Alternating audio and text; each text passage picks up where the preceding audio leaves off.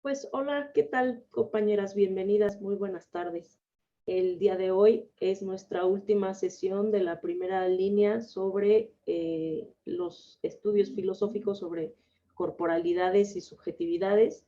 Nos da muchísimo gusto contar con su presencia, la agradecemos pues a lo largo de estos meses y bueno, pues agradecerles esta última emisión en la que tendremos la fortuna de contar con la participación de Renata Ávila Schiaffini con el tema de estética de la vulva y su comentarista Adriana Cervantes, quien nos estará acompañando también el día de hoy. Les recuerdo la dinámica del seminario. Nuestra ponente Renata contará con entre media hora y 50 minutos para su exposición y el comentario de Adriana, pues aproximadamente 20 minutos. Al final podremos contar con un tiempo de comentarios, preguntas y conversación entre nosotras. Y pues sin más preámbulo, les doy nuevamente las gracias. Bienvenida Renata, bienvenida Adriana, bienvenidas compañeras. Y voy a leer una breve semblanza de nuestra ponente. Renata, nacida en la Ciudad de México, es estudiante del último año en la licenciatura de Filosofía en la Facultad de Filosofía y Letras de la UNAM y mostró un interés por el activismo político desde temprana edad, participando como militante en la agrupación juvenil anticapitalista del Colegio de Ciencias y Humanidades Plantel Sur.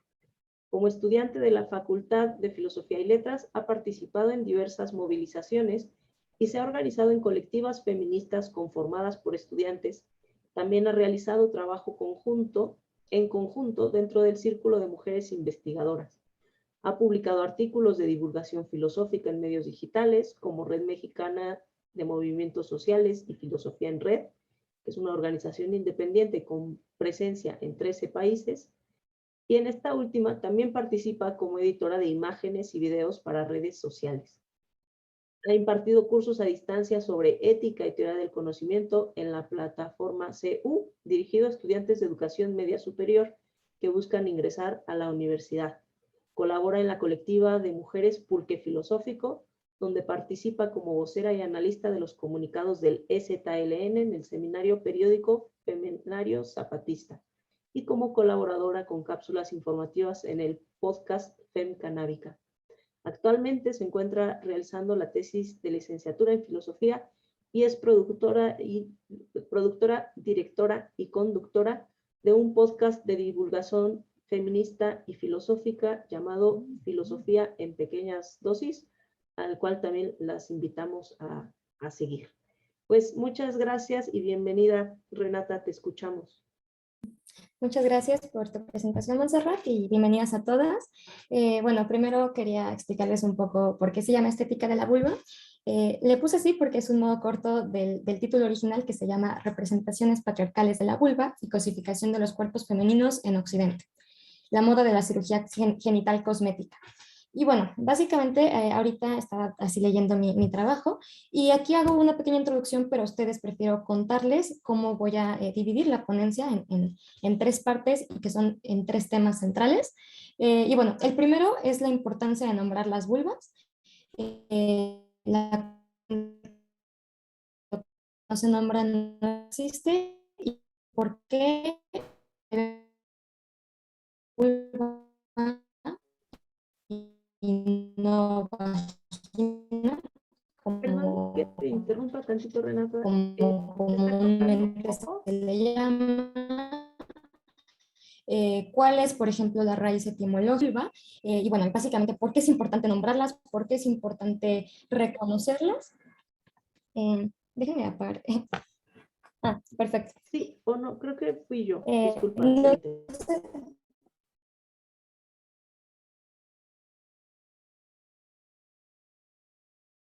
Ok. Bueno, nada más les estaba diciendo que voy a hacerlo en tres partes. La primera es por qué nombrar a las vulvas. La segunda es qué fue la revolución sexual surgida en los años 60 y por qué muchas feministas le llaman la revolución sexual patriarcal, cuáles fueron las consecuencias de esta revolución sexual patriarcal, qué tuvo que ver esta revolución sexual, que al final fue patriarcal, con el hecho de que las vulvas no fueran nombradas y no fueran representadas. Y la última parte de las tres va a ser la cuestión de la labioplastia, que es el resultado o una de las consecuencias de esta revolución sexual patriarcal. Bueno, ¿y qué tiene que ver, por ejemplo, la labioplastia con la industria del sexo? ¿Qué tiene que ver la labioplastia con la pornografía?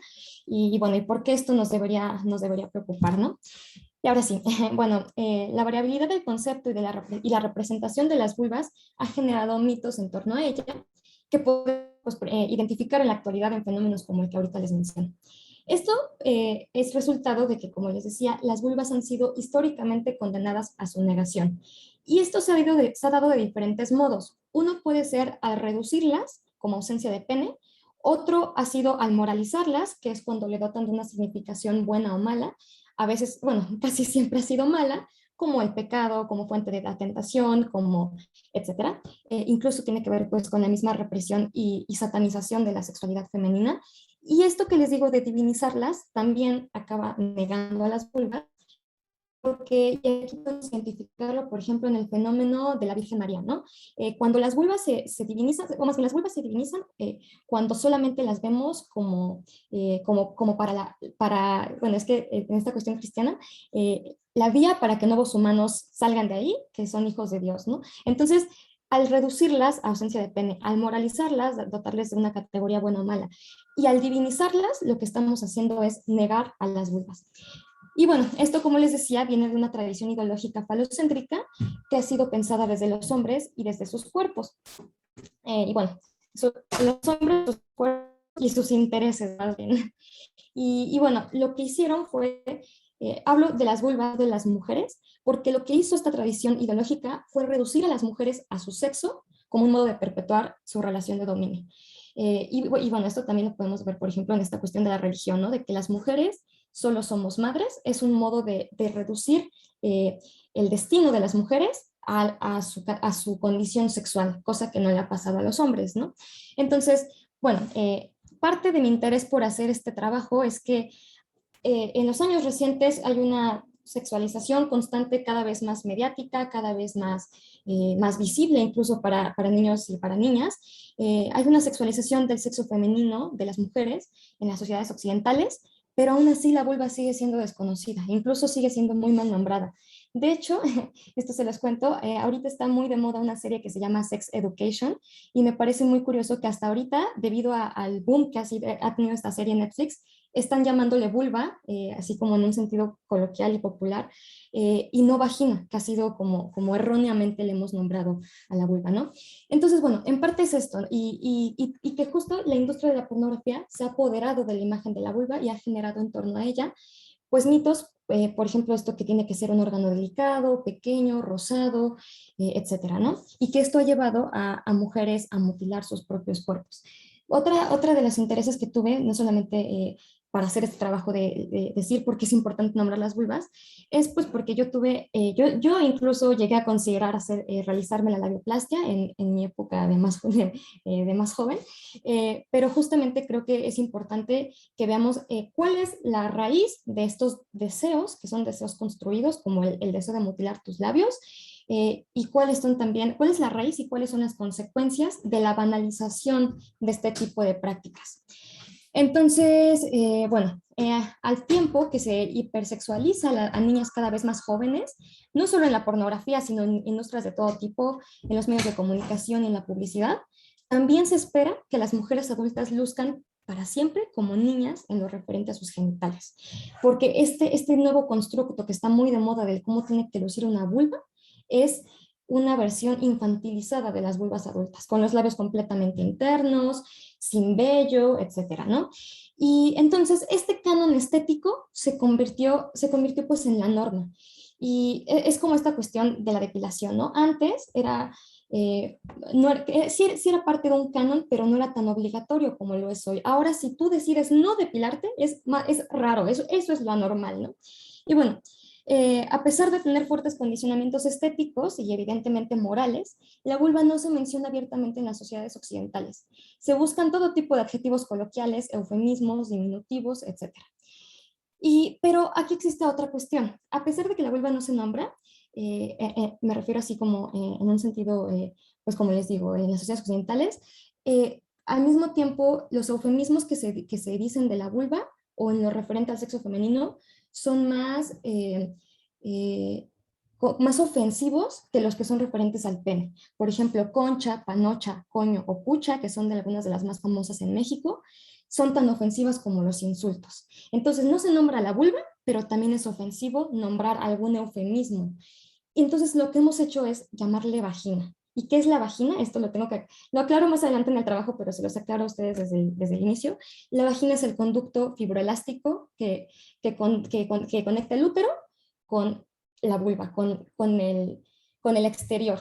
Entonces, la vagina solamente es pues, por donde parimos, por donde se introduce el pene, pero toda la parte visible, que incluye labios menores, labios mayores, clítoris, uretra, todo eso es la vulva. Entonces, al llamarle vagina, invisibilizamos toda la parte visible y nos concentramos solo en el conducto fibroelástico.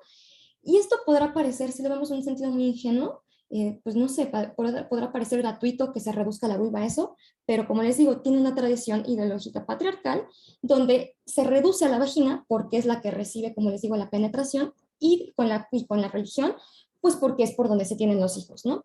Entonces, bueno, de ahí la importancia de nombrarla correctamente, también pues porque como la filosofía del lenguaje nos ha establecido y muchas feministas han rescatado, pues lo que no se nombra no existe, ¿no? Y bueno, también la estética de la vulva ha sido, pues como les digo, construida a intereses patriarcales y es importante notarlos porque somos nuestras representaciones. Nuestra misma existencia consiste en las imágenes que nos hacemos de nosotros mismos. Y si la representación que hacemos de la vulva es una representación errónea, ¿cómo podemos creer que la conocemos, no? Nuestros propios genitales. Entonces, bueno, el lenguaje y las representaciones son fundamentales a la hora de visibilizar y conceptualizar nuestra propia anatomía y también nuestra relación con ella. Y bueno, ahora sí ya entrando a esta primera parte del sexo borrado, la tradición ideológica, etimológica de las vulvas y de las vaginas. Ahora sí, la mayor parte de las culturas indígenas en Latinoamérica realizaban algún tipo de veneración a la sexualidad femenina. Existía una multiplicidad de representaciones realistas de las vulvas. Se veían caídas, grandes, chicas, pulposas, rosas, marrones, de todos los tamaños y siempre presentes. En cambio, en Europa, desde la tradición antigua, las representaciones solían exhibir a varones desnudos, pero casi nunca a mujeres, y si lo hacían, no a sus vulvas, solamente como la zona, de hecho, hasta es curioso cómo le llaman la zona B, porque parece una B, y eso es lo único que representaban. No cómo se ve realmente la vulva, ¿no? Podríamos decir, solo representaban la pelvis o el pubis femenino, ¿no? Y bueno, la pista colonial tiene mucho que ver con el tabú generado en torno a la vulva, porque los países colonizados no tuvieron esta significación cultural de tabú que tuvieron, o más bien que no la tuvieron antes de haber sido colonizados. Y al verse sometidos a la doctrina europea y cristiana, la vulva de las mujeres cobró un moralismo que antes era desconocido para estos países. El concepto de colonialismo también puede entenderse en clave de género. El continente europeo se concebía a sí mismo masculino, lógico, activo, al tiempo que imaginaba e incluso llegaba a describir en textos al Nuevo Mundo y a Oriente como pasivos, irracionales o peligrosos, como una mujer que debía ser conquistada o poseída. Entonces es esta cuestión de que el hombre es el racional y la mujer es la emocional, por ejemplo, ¿no? La que tiene que ser guiada por lo racional.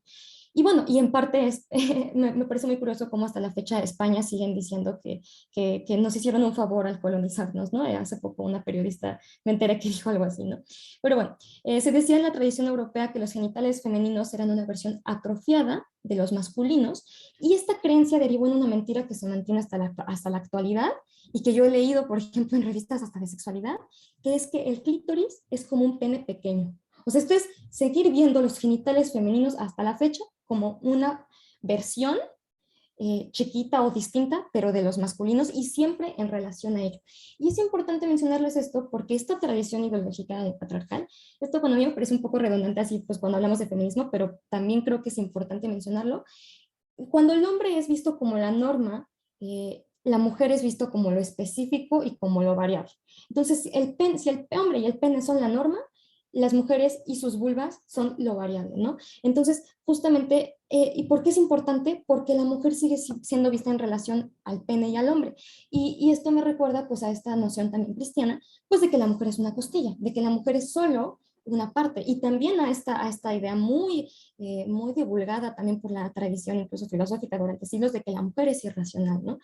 Y bueno, el nombre y la apariencia de las vulvas han sido invisibilizados, les digo, y tergiversados históricamente. Jacques Lacan, supongo que muchas lo conocemos, escribió que no existe simbolización del sexo de la mujer como tal. En todo caso, la simbolización no es la misma, no tiene el origen ni la forma de acceso que la simbolización del hombre, porque el imaginario solo provee una ausencia donde en otros casos hay un símbolo muy destacado. O sea, él está diciendo eso. Mientras el pene es un símbolo destacado, la vulva o los genitales femeninos, porque no le nombraban, ni siquiera le daban un nombre, es la ausencia. Y esto también es importante mencionar que las partes, por ejemplo, de los genitales femeninos, como les decía, el clítoris, los labios, recibieron un nombre desde la medicina hasta entrado el siglo XVIII. Y esto también nos habla de, pues, que sí, ¿cómo decirlo? Sí sometían a las mujeres, sí las violaban, sí, no es que no les interesaran las vulvas, lo que no les interesaba era conocerlas, referirse correctamente a ellas, ¿no? Y bueno, esto es algo que dice en Lacan, pero por ejemplo, si remitimos más atrás a Aristóteles, decía que solo el hombre disponía de energía suficiente para desarrollar partes sexuales completas. Les digo, es siguiendo con esta misma noción. Freud dijo que se coge un ser humano, se le quita el pene y así se obtiene una mujer. Baudrillard, teórico más reciente, explicó que las mujeres solo descubren en su desnudez una ausencia de pene, una voz a la ausencia de falo. La vulva desde esta posición, como les digo, es agujero, espacio en blanco, pene insuficiente, nada. Y pues, o sea, como les digo, no es que cuando hablemos de vulvas, hablemos de otra cosa diferente que son las mujeres. Es importante saber que cuando hablamos de las vulvas, estamos hablando o de la conceptualización o falta de representación de las vulvas, estamos hablando de una conceptualización errónea y de una falta de representación errónea de las mujeres. Entonces, bueno, uno de los textos en los que yo me basé se llama Vulva, la revelación del sexo invisible, de Mithu M. Sanyal, y en este libro cuenta que lo que la motivó a escribir sobre el tema fue una serie de experimentos en grupos de científicas, mujeres que eran de posición acomodada, que estaban formadas en educación superior y que sabían dibujar penes casi a la perfección, pero ninguna sabía dibujar vulvas ni siquiera de forma rudimental. Y si acaso lo hacían como nos lo enseñaron en la escuela, que a mí me parece una forma muy deficiente, que solo es como una gráfica que ni siquiera tiene no tiene, ni siquiera es realista, ¿no? Solo parece más un mapa. Pero bueno, y por ejemplo, no solo es como nos lo enseñan, esto es como una acotación, no solo es como nos enseñan la vulva, sino pues la muy precaria educación sexual que nos dan, y muy orientada a la reproducción y nunca al placer femenino que nos dan en las escuelas. Y por esto en el último capítulo hablo de la pornografía, que es a lo que los niños recurren. Pero bueno, como les decía, la misma Mithu Sanyal, que se dio cuenta que las mujeres, las científicas informadas y mujeres que estaban en una posición pues muy favorable respecto incluso de otras que no habían estudiado, no sabían ni dibujar vulvas, ni sabían bien cómo era la suya, no sabían, ni siquiera sabían que se llamaba vulva, por ejemplo, le decían vagina, ¿no? Entonces ella misma dice que se vio extrañada al percatarse de lo poco que sabía y de su vulva y de su aspecto, y que solo podía identificarla o con productos de la pornografía o de la higiene. Y porque también es eso, no es que al capitalismo, por ejemplo, ya yéndonos ya ahora hacia épocas recientes, no es que no le importen las vulvas, pues nos vende, ahora que quiere que nos las operemos, y también desde hace décadas nos vende jabones para aclararlas, o sea, no es que no les importe, solamente que no les importa según sus intereses, ¿no? O la mencionan según sus intereses, ¿no? Y bueno, por una parte el sexo femenino, pues les digo, es insignificante e invisible para la hegemonía patriarcal, pero por otro ha aparecido durante milenios como agujero negro, puerta al infierno, como, aparte de esto que les decía como ausencia, también la han moralizado, le han dicho fuente de discordias y posible ruina del hombre. La representación de la vagina dentata fue una de las más populares en mitos y leyendas de la tradición occidental clásica, y era una representación donde se presentaba la vulva con dientes afilados y cubiertos de sangre que amenazaban al pene con morderlo, o sea, como una amenaza, les digo, si no se moralizaba, se divinizaba, ¿no? O sea, este degradado agujero en blanco o ausencia o bien amenaza representaba pues también para ellos, o más bien, este agujero en blanco representaba de forma contradictoria también una amenaza. En la mitología occidental se encuentran contradictoriamente otras historias donde la humanidad fue salvada por la exhibición de la vulva. Existía la creencia de que al mostrarla se podía resucitar a los muertos o incluso vencer al diablo al subirse la falda. O sea, lo que digo es, sí hablaban de ella, pero solo decían o cosas moralizadas o moralizantes en un sentido peyorativo, o cosas que realmente les dotaban de esta significación como divina, mágica, ¿no? Pero finalmente eso, ¿qué beneficio tiene para las mujeres, no? Y bueno, esto demuestra que la vulva no fue ignorada, sino difamada, primero con gran esfuerzo y luego negada hasta provocar la opinión absurda de que no vale la pena hablar de ella. Durante siglos existió un intento persistente por reprimirla al dotarla de significaciones culturales desfiguradas e interpretadas desde la opinión masculina. Y bueno, esto es algo muy curioso, nada más se les cuento así rápido esto de que la periodista Gloria Steinem, por ejemplo, dice que vio a las mujeres de su familia llamar a los órganos sexuales allí abajo. Y a mí también me parece muy curioso porque creo que todas tenemos experiencias de escuchar a nuestras familiares decirle de todos los modos posibles, excepto vulva, ¿no? Ni siquiera vagina, que está mal dicho, pero ni siquiera le dicen vagina, ¿no? Entonces, al aprender de higiene en la escuela, dice Gloria Steinem, le enseñaron las partes del cuerpo excepto aquella impronunciable, lo que la dejó indefensa ante ofensas y chistes sucios en su colegio. Esto también me parece muy importante, no solamente en la cuestión de nombrar la vulva, por ejemplo, pues para dignificarse a sí misma, para tener una mejor sexualidad, una mejor relación con tu cuerpo, sino esta cuestión de poderla nombrar y poderla conocer para identificar situaciones de abuso en niñas. Por ejemplo, bueno, esta cuestión que estaba leyendo de Gloria Steinem, dice que le hizo creer que los hombres como médicos o como amantes sabían más del cuerpo femenino que ellas mismas. Y yo también creo que cómo vamos a esperar, por ejemplo, que una niña sepa identificar una situación de abuso si ni siquiera sabe cómo se le nombra qué es lo que tiene entre las piernas, allí abajo, ¿no? Y bueno, pensaríamos que esta situación, por ejemplo, de Gloria es lejana si nos guiamos porque ella nació en 1930, pero no es así. En marzo de 2006 apareció en Alemania, que es el país considerado más abierto sexualmente, un libro titulado La llamo ahí abajo. Mujeres hablan sobre su vagina, el sexo y el deseo. O sea, en primera están diciendo la llamo ahí abajo como si fuera de risa o como si fuera algo bueno, ¿no? Y en segunda le están diciendo vagina. Y es un libro sobre sexualidad en el país más abierto sexualmente. O sea, a lo que voy, incluso en los lugares de mayor apertura sexual tienen una idea tergiversada y le llaman de forma incorrecta pues a la vulva, ¿no? Y bueno, habremos también de remitir a la historia, pues como les digo, de la palabra. Y, tras la conquista de Inglaterra por los normandos, cont, que en español sería equivalente a coño, fue reemplazada por el término latino vagina, cuya tradición literal es vaina, a modo de vaina de espada, recipiente para el pene. Por eso yo siempre digo que no hay que decirle vagina, porque es reducirla no solo al conducto fibroelástico, sino que la misma palabra vagina etimológicamente proviene de vaina de espada. A comienzos del siglo XVIII, vagina se convirtió en la denominación más aceptada en idiomas como el alemán, el inglés y el español. Pero la vagina, pues como les... Bueno, aquí hago un pequeño recuento de lo que les decía, ¿no? Solo es el conducto fibroelástico. Además, bueno, adquirió el significado de dependencia del hombre, un agujero en el que debe introducir su genital. Órganos, les digo, como el clítoris, se invisibilizaron, se censuraron y se condenaron. Y esto es algo que también me parece importante contarles en torno al clítoris.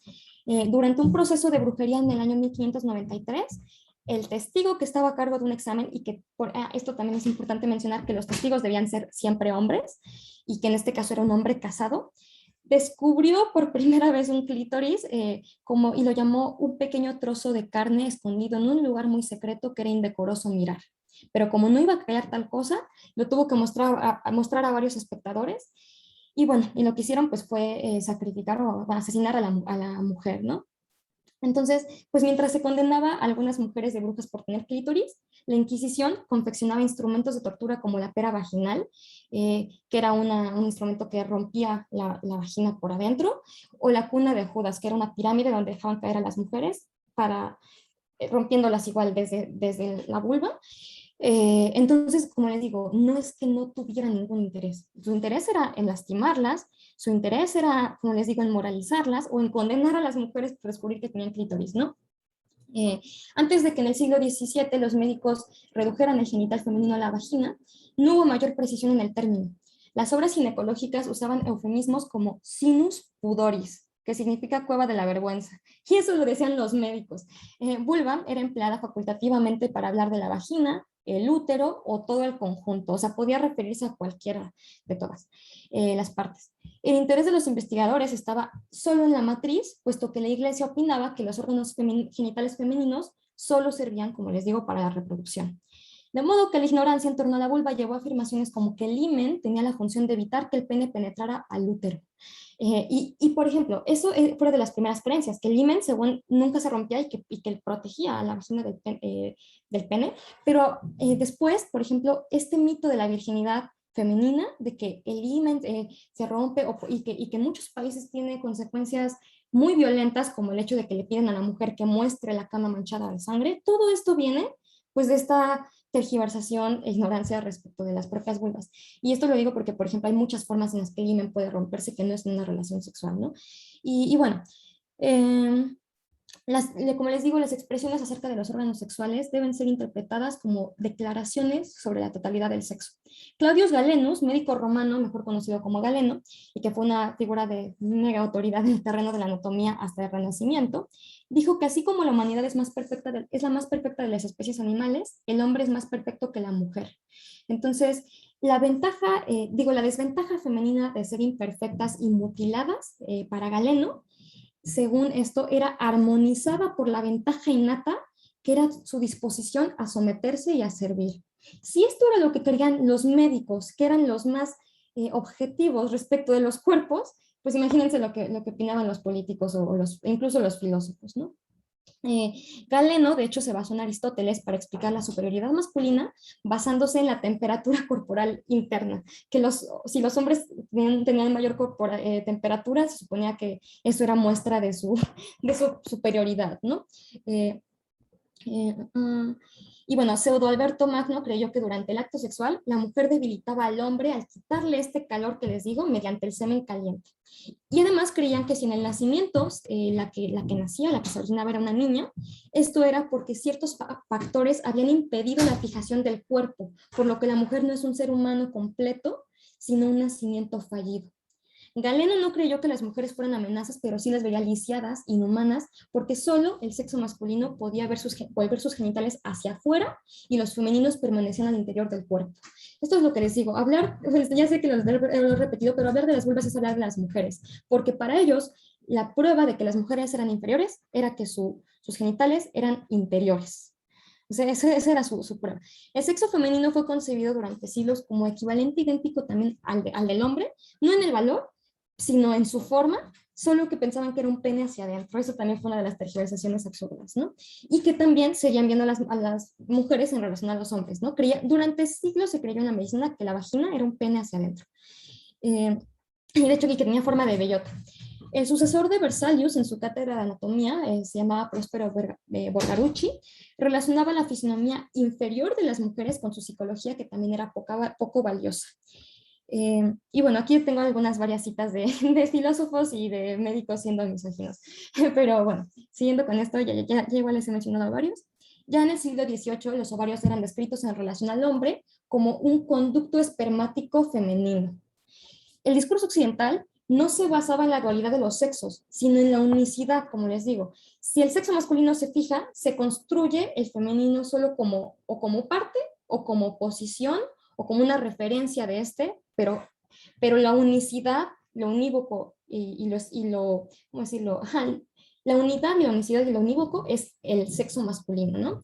La mujer es la portadora de la diferencia entre los sexos, la desviación de la norma, la castrada. Aunque la analogía de la vagina como un pene invertido se ajustaba a la visión del mundo tradicional, en cierto punto ya no fue congruente con los nuevos conocimientos científicos. Y esto no resultó en el cuestionamiento del patrón ideológico, que es lo que nosotras esperaríamos, que le había dado un origen erróneo, sino en la creación de una nueva analogía. Y es la que les decía al inicio. Ahora ya no dicen que la vagina es un pene hacia adentro. Ahora dicen que el clítoris es un pene chiquito. Ya es otra nueva analogía moderna, ¿no? Gabrielo Falopio, y así me parece muy curioso que nuestras trompas de falopio se llaman así porque las descubrió un hombre, Gabrielo Falopio, detalló el clítoris en 1561 y reveló su estructura anatómica interna.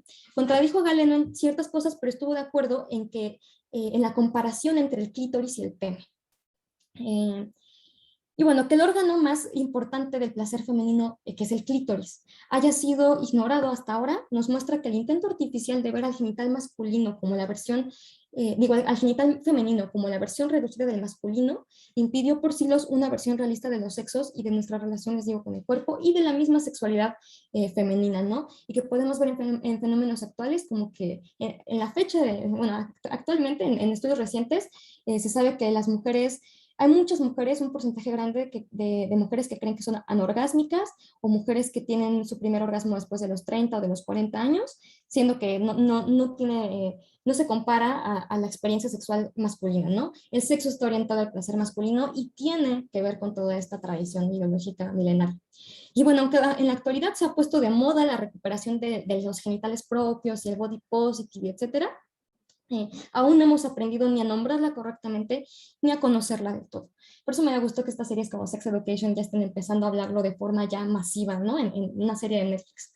En el libro Monólogos de la Vagina, de Eve Ensler, adaptado a obras teatrales por todo el mundo y que tuvo muchísimo éxito, lo que quiso fue reivindicar al órgano genital femenino en las conversaciones públicas, sacarlo de la oscuridad y del tabú a los que había sido condenado, pero su gran error fue llamarle vagina, porque seguía reduciendo, o sea, reivindicar algo llamándole, como los hombres le habían puesto, vaina del pene, o sea, recipiente de pene, ¿no? Y no porque creíamos que nuestra vagina es eso, sino porque, les digo, reducir la vulva a solo la vagina tiene una raíz patriarcal, ¿no? Y bueno, lo otro ya es un poco lo de los eufemismos. Desde la tradición médica del siglo XVII, como les digo, se había reducido a la vagina, pero también preocupante que pues hasta la fecha lo sigamos haciendo, incluso les digo en discursos de reivindicación. Y de hecho, incluso les cuento, yo he visto en varias páginas de feminismo reivindicaciones de los genitales, pero le dicen vagina.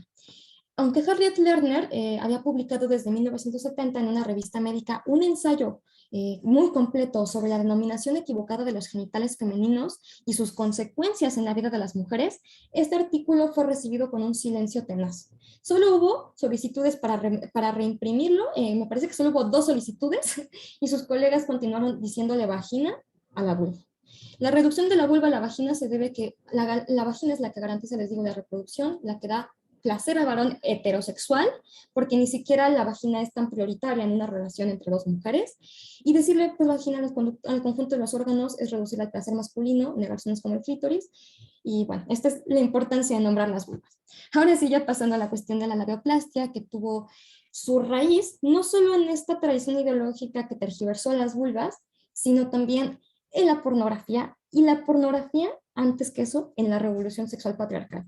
Esto pues voy a hacerlo un poco breve porque ya vi que ya son las 4:38, pero bueno, voy así, intentar ir rápido. Anna de Miguel señala en su libro Neoliberalismo Sexual que la llamada revolución sexual de los 60, que abogaba en pro de las mujeres, los derechos y las libertades humanas, tuvo profundos sesos patriarcales y capitalistas. Y autores más recientes como Shulamit Firestone y Kate Millett pusieron de manifiesto que una liberación a medias, como la que se presentó en esa revolución sexual, suponía un mayor riesgo de cosificación y mercantilización de los cuerpos de las mujeres. La prostitución y la pornografía, defendidas por la visión neoliberal de la sexualidad, dejaron de considerarse tabúes y se empezó a decir este discurso de que era liberador, porque estás haciendo con tu cuerpo lo que quieres, ¿no? Haciendo uso de tu libre elección, entre comillas, para participar de él. No obstante, pues la realidad efectiva es muy distinta. Hoy sabemos que la pornografía y la prostitución instauraron con la visión y las nuevas tecnologías del neoliberalismo capitalista formas más sofisticadas de mercantilizar los cuerpos y que a la vez encontraron nuevos modos de oprimir y someter a las mujeres, impregnando, por ejemplo, como voy a hablarles ahorita, ideales estéticos absurdos. Y lo curioso es que nos hacen creer que es nuestra elección y que además nos empodera. Y que si tú te operas la vulva para verte como ellos te enseñaron, está súper bien porque te vas a sentir mejor contigo. Entonces es una libre elección y además es empoderante, ¿no? O sea, finalmente es como torcer todo el constructo para que una acabe cediendo una vez más. Y bueno, aunque en la actualidad el sexo se ha convertido en un tema muy común en la cultura popular, les digo, existe esta serie ahorita de moda que se llama Sex Education y en todos lados hablan de sexo, hablar de sexo no implica hacerlo de una forma ética y justa para ambos géneros. Esa serie es un buen ejemplo porque sí, está padre, pero hay muchos otros lugares en donde se habla de sexo abiertamente, en muchos, no sé, yo pienso así como en programas, muchos dirigidos por hombres, donde hablan de sexo, pero lo hacen siempre en clave patriarcal, ¿no? Entonces, por esto, pues es importante una crítica al sistema en el que la práctica del sexo mismo se desarrolla. Los periódicos, blogs, radios, el cine y la televisión incorporan el tema del sexo con mayor naturalidad y frecuencia, pero lo hacen, como les digo, en clave patriarcal.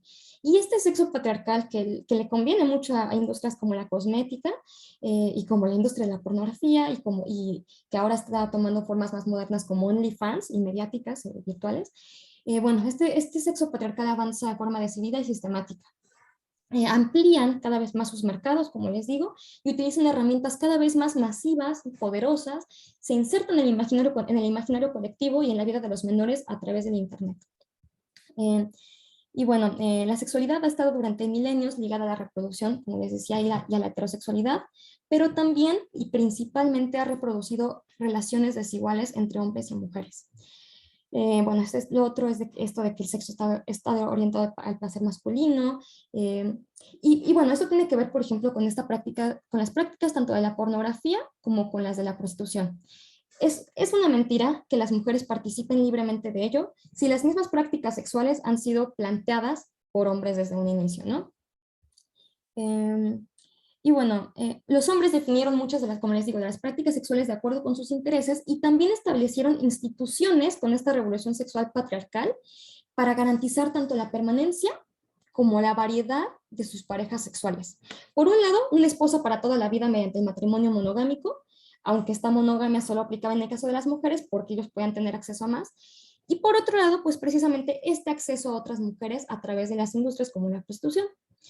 Y bueno, ahora una mujer soltera que lleva una sexualidad libre es juzgada. La mujer casada que tiene una relación fuera del matrimonio es vilipendiada socialmente, pero los hombres en ambos casos tienen total libertad de satisfacción de deseos sexuales.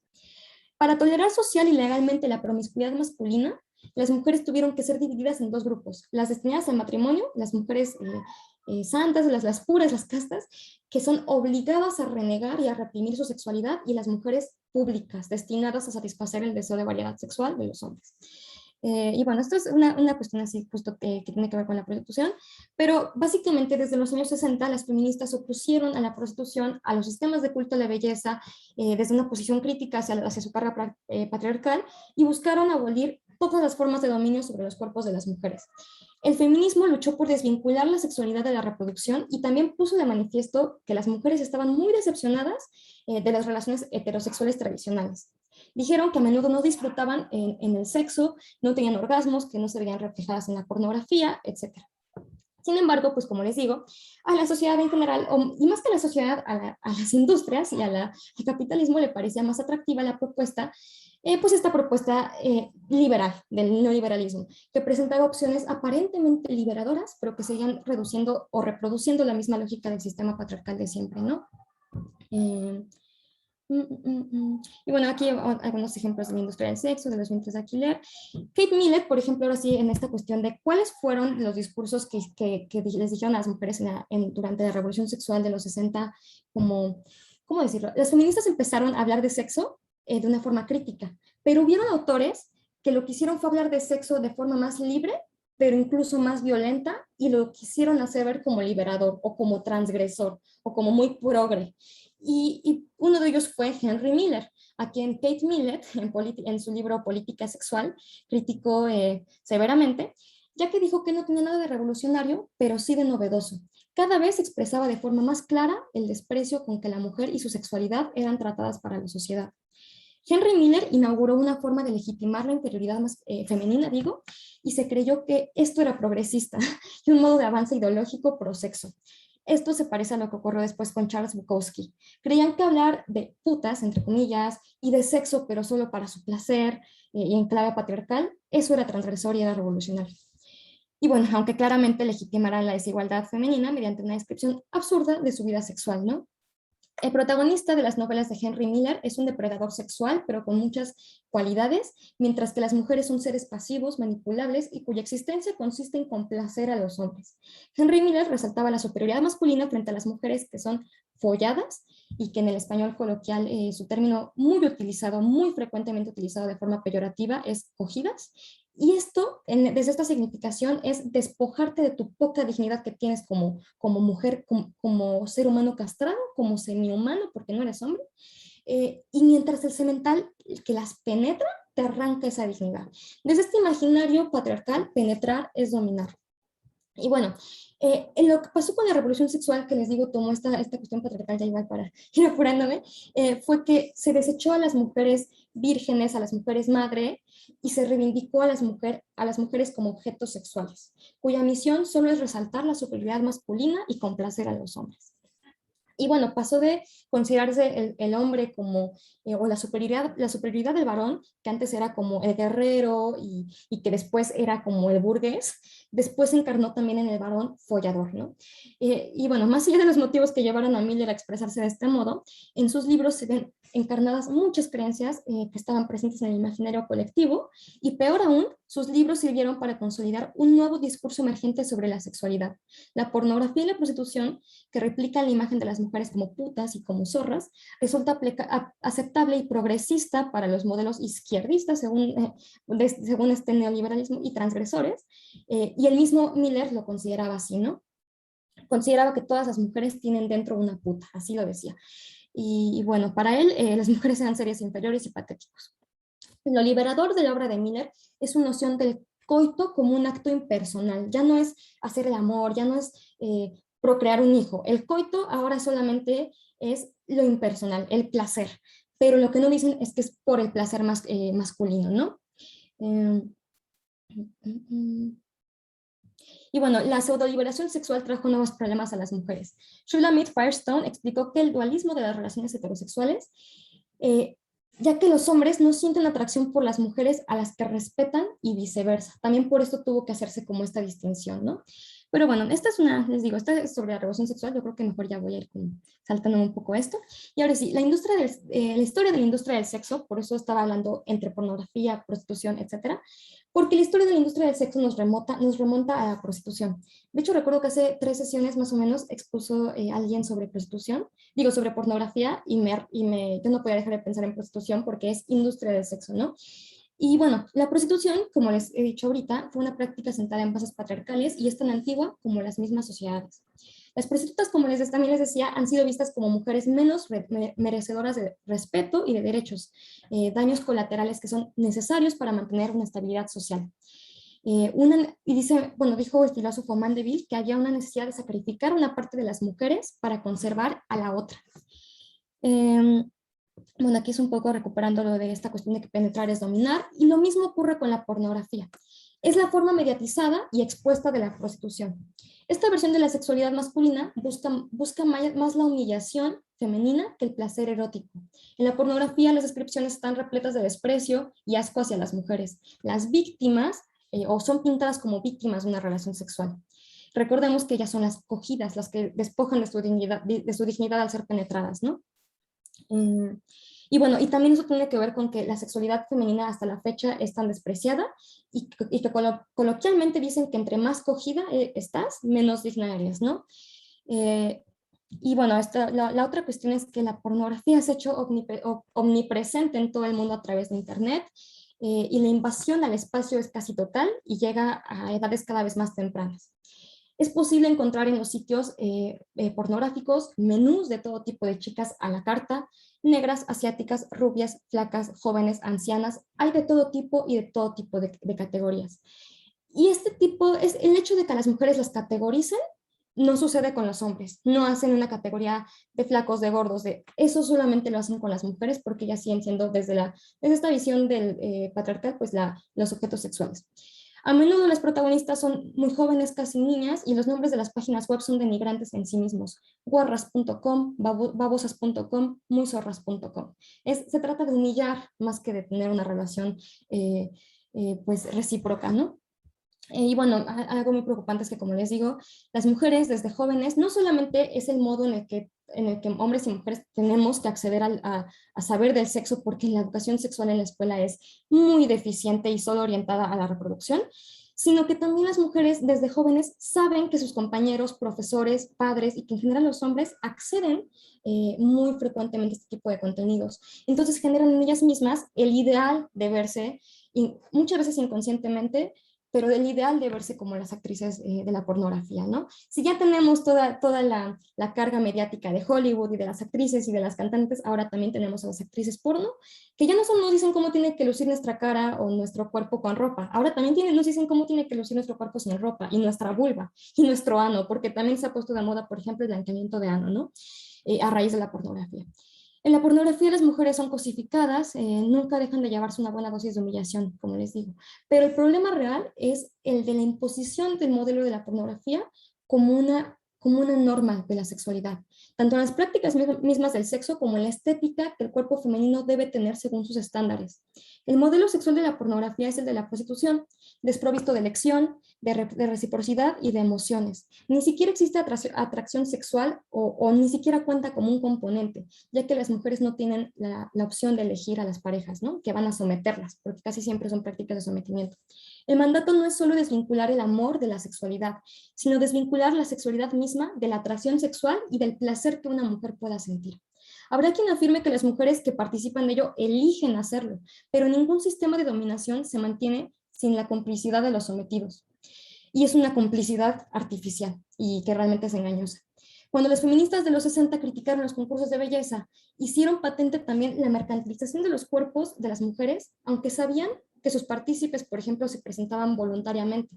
Pero sin embargo, más bien, sabían también esta supuesta y falsa voluntariedad que no empoderaba a las mujeres y que además, como les digo, era completamente artificial y seguía intereses masculinos.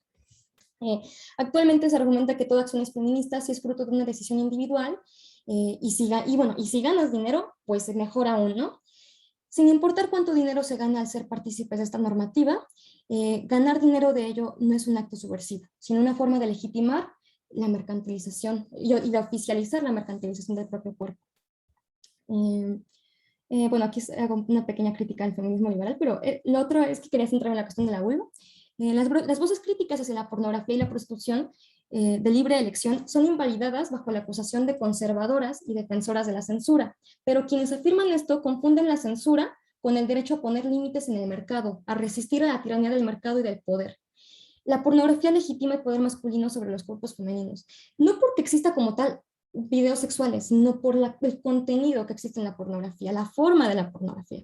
Las chicas están interiorizando la idea procedente de la pornografía, por ejemplo, de que el pubis sin depilar es sucio, es poco higiénico, y de que unos labios menores que sean visibles son malos.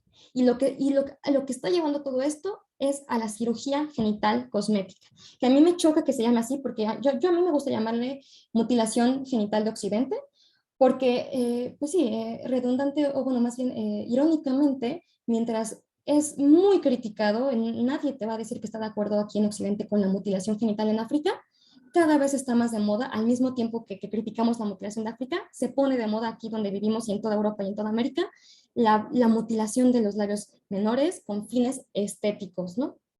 Y bueno, las mujeres que se muestran en la pornografía, tanto para ser contratadas como para mantener su fama estable en la industria del sexo, recurren, por ejemplo, a operar sus vulvas, recortando sus labios menores. También a veces se inyectan los labios mayores para que se vean un poquito más gorditos, más carnosos, no sé.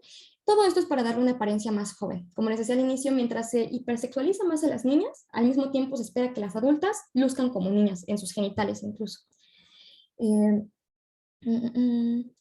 Y bueno, las vulvas de las actrices de la pornografía lucen casi idénticas, claras, de labios muy pequeños e internos, porque la mayoría de las actrices se han operado y esperan en las industrias que el resto de las mujeres adoptemos este modelo normativo estético de las vulvas y adaptemos las nuestras a esta norma, ¿no? Lo que está hoy en juego en el terreno de la sexualidad no es el supuesto antagonismo prosexo-antisexo, verlo como con una connotación negativa-positiva. Hoy el sexo está en todos lados, en todas sus formas y en sus supuestas transgresiones. Lo que está más bien en juego es el enfrentamiento entre una concepción neoliberal de la sexualidad, en las que todo vale si hay dinero, y consentimiento, entre comillas, de por medio, y una concepción radical y estructural de la sexualidad que se cuestione profundamente la estructura de poder que media nuestras elecciones e intereses, y que actúa en favor de un género mientras oprima al otro. Y ya para ir así como cerrando, pues lo que no se nombra no existe.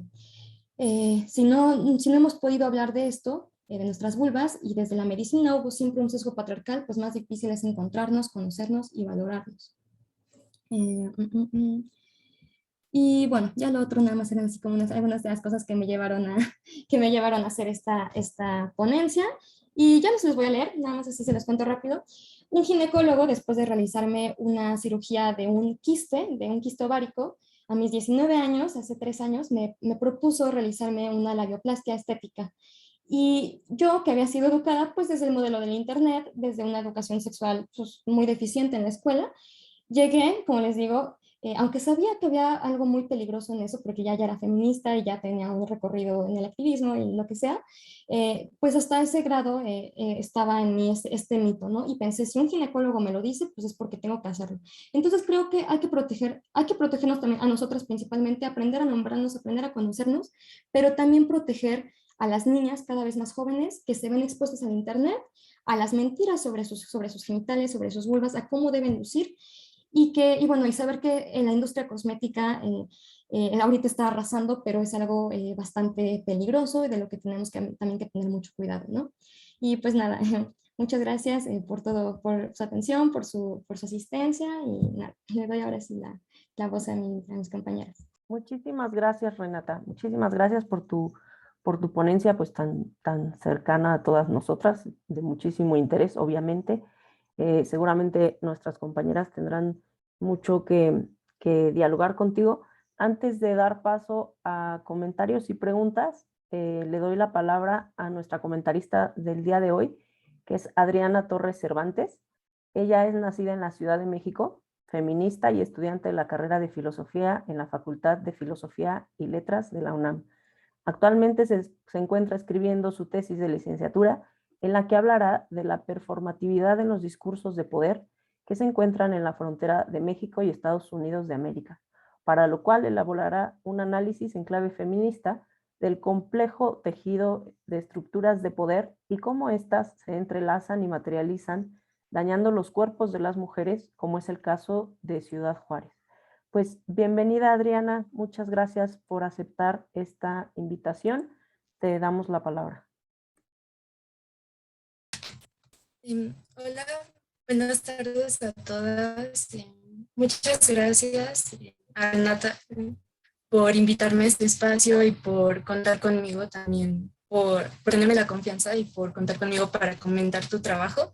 Creo que como dices, como mujer me identifiqué desde el principio en muchas de las cosas que mencionas a lo largo de tu trabajo. Y pues bueno, o sea, no, a esto me refiero a que no es necesario como tener tan sólida como la teoría feminista como para sentir como que es cierto como todos estos fenómenos violentos y que nos están como atravesando todo el tiempo en nuestra experiencia cotidiana, ¿no? Y pues, bueno, principalmente, bueno, creo que tu trabajo nos invita a una gran reflexión, ¿no? Y a un tema que no debe de dejar de pensarse, como te digo, en el día a día, en clave, por supuesto, feminista y decolonial, y pues que bueno, en él, además de abordar como las diferentes violencias y los ejercicios de poder que nos atraviesan, que intentan dictar incluso la manera en la que nos autopercibimos como mujeres, pues al profundizar en todas estas contradicciones, en todas estas como dinámicas patriarcales, pues creo que tu análisis logra visibilizar y desmontar muy bien las estructuras como visibilizando cómo es que nos ejercen su poder y puede verse también a lo largo de todo, pues de toda tu narrativa, pues una reivindicación de, como dices, ¿no? De nombrar todo esto que, pues sí, que nos han como arrebatado a lo largo de la historia, ¿no? Y pues bueno, tal como mencionas, justo a lo largo de la historia ha habido como un gran vacío imaginario en colectivo con respecto a algo que compete a nuestra propia corporalidad, ¿no? Es como un vacío, un hueco incuestionable o algo desconocido en nuestro propio cuerpo. Y pues la cultura y las mismas tradiciones aquí en México, no, bueno, no solamente en México, pero aquí en México, nos invitan a no solamente a vivir en este desconocimiento y a no cuestionar por qué no tenemos un conocimiento adecuado de nuestro cuerpo, sino que además pues nos convierte como en parte como de esta dinámica, ¿no? Y bueno, bueno, también también se visibiliza mucho en tu trabajo como este poder en el conocimiento, pues además no solo, o sea, nos invisibiliza en varios sentidos, no solamente en el que nos compara todo el tiempo, o sea, en la vagina, ahí lo compara como todo el tiempo con el falo o con el hombre, sino que pues como tú dices, hay una parte de tu trabajo que me gusta mucho justo por eso, porque al decirle, o sea, no solamente invisibiliza como los órganos de la vulva, sino que también justo la misma palabra que lo nombra, pues tiene un trasfondo muy patriarcal, ¿no?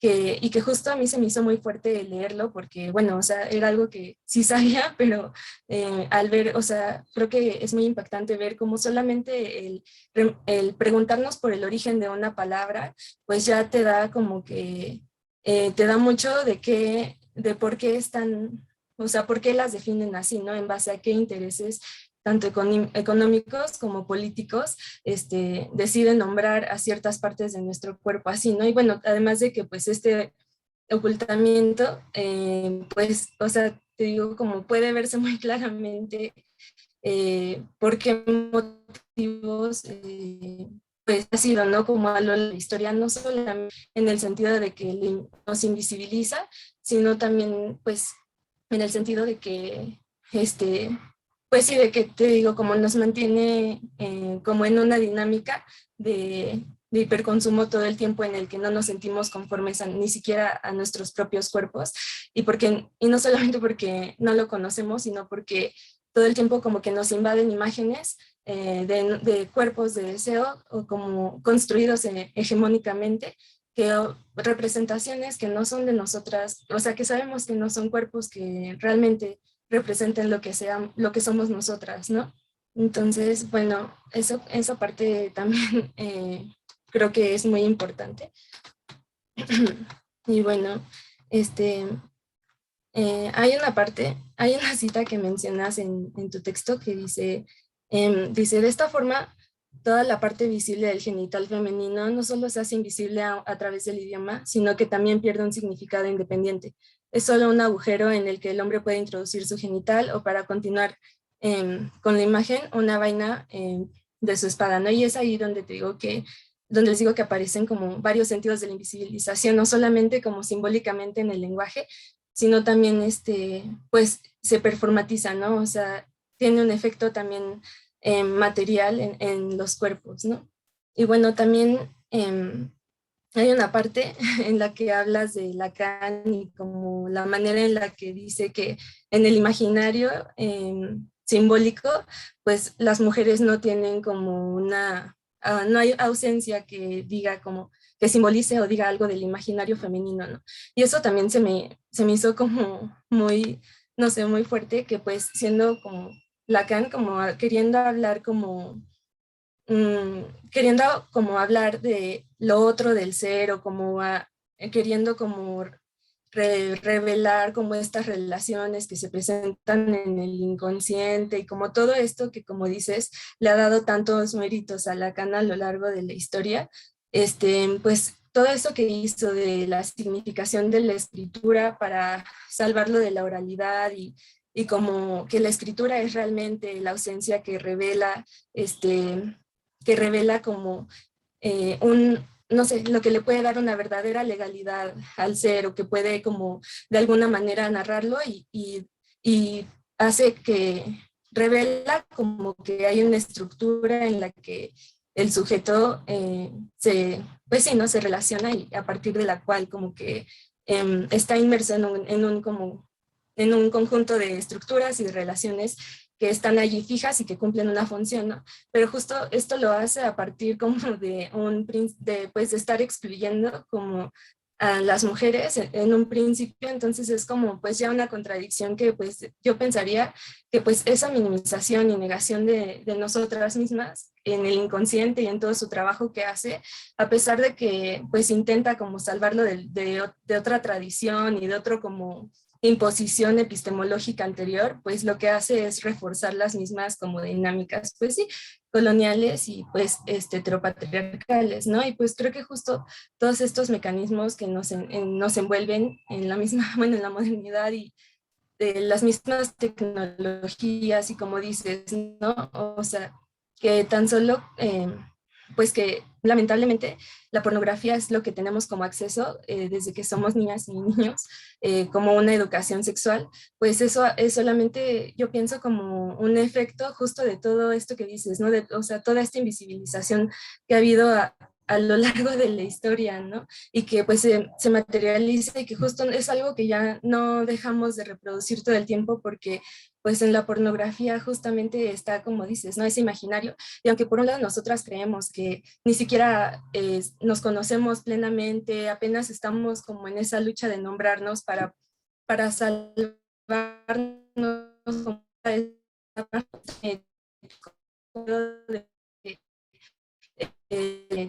tienen poder acceder a la posición, ¿no?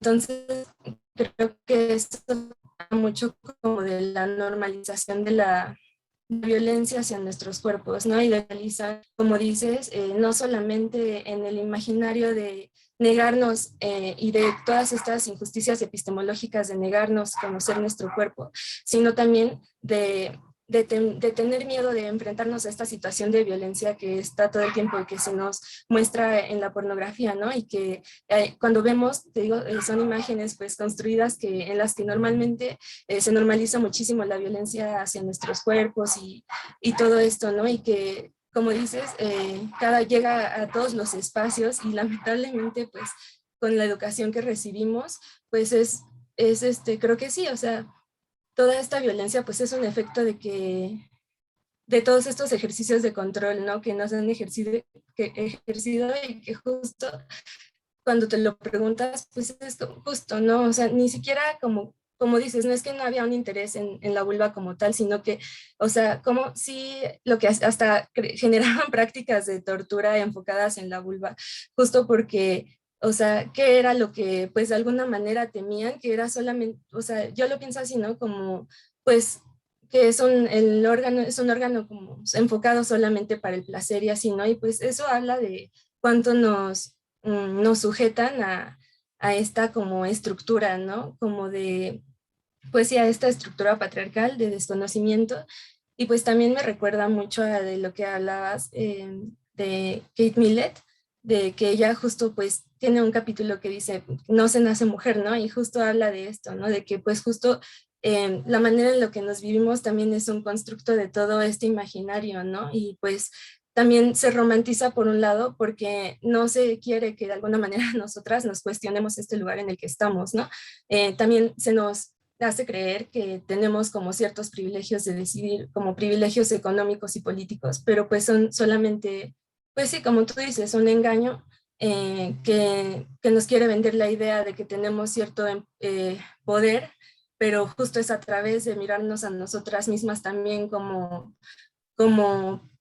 posibles objetos de consumo o así, ¿no? Que además esto pues conlleva que justo tengas que entrar en parámetros estéticos, como dices, que no son lo que somos nosotras y que además son totalmente violentos porque además buscan como infantilizar nuestras vulvas y como decir muchas cosas, ¿no? En ese sentido.